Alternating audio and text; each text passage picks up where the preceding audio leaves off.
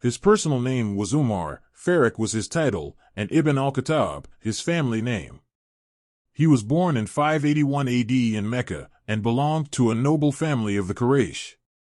He was a renowned businessman and used to lead trade delegations to Syria and Iraq.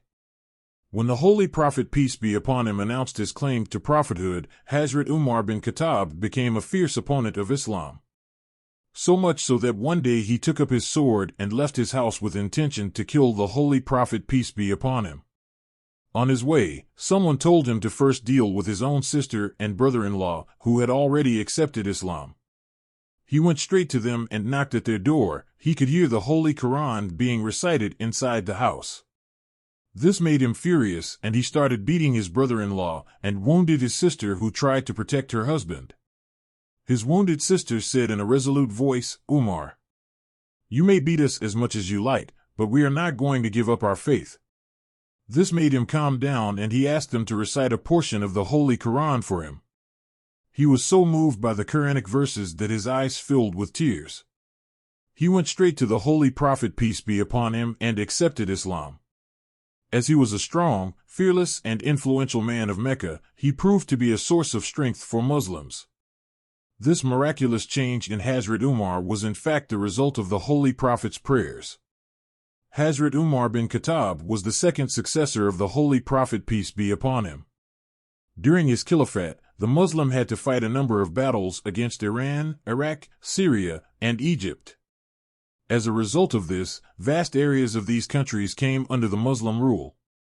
When the city of Jerusalem in Palestine was conquered by Muslim in 17 Hijri, Hazrat Umar himself visited the city on the request of the Romans, and signed a treaty between the Muslims and the people of Jerusalem. Hazrat Umar established a splendid system of administration for the Islamic State. Some of his main achievements in this field are: Number 1. Establishment of Majlis Shura, a consultative body of advisor to Khalifa.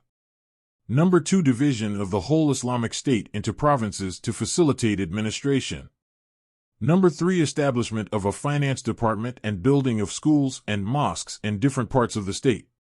Number 4. Introduction of Islamic calendar of Hijra.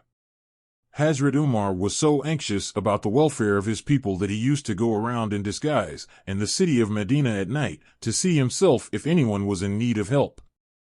Once, during his patrol at night, he observed a woman cooking something in a pot while her children were crying around her. He found out from woman that the children were hungry for 2 days and the pot was put on fire just to console them. He immediately went to the treasury and himself brought all the necessary food items to the woman. On his way, one of his servants offered to carry the load, but he stopped him, saying, "On the day of judgment you will not carry my load." The woman, who had not seen Hazrat Umar before, was so pleased that she prayed aloud for him, saying, "May Allah make you the Khalifa in place of Umar." On hearing this, Hazrat Umar started crying and without saying a word left the place. In 644 AD, Hazrat Umar was stabbed by a Persian slave while he was offering his prayers in mosque. This proved fatal and he passed away at the age of 63 on 26th of Dhul Hijjah, 23 AH. He was a truly great Khalifa whose period of caliphate was undoubtedly a golden period in the history of Islam. He was one of 10 blessed ones to whom the Holy Prophet had given the glad tidings that they had been rewarded the paradise.